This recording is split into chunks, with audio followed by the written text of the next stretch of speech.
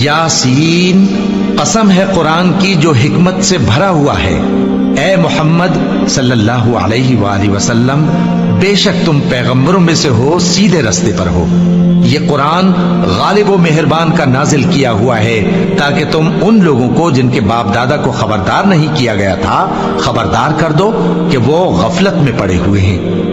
उनमें से अक्सर पर अल्लाह की बात पूरी हो चुकी है, सो वो ईमान नहीं लाएंगे।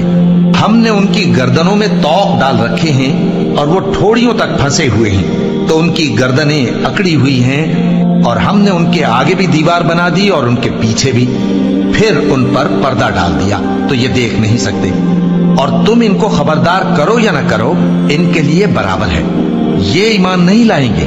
तुम तो सिर्फ उस शख्स को खबरदार कर सकते हो जो इस नसीहत यानी कुरान की पैरवी करे और रहमान से गायबाना डरे, सो उसको मगफिरत और बड़े सवाब की बिशारत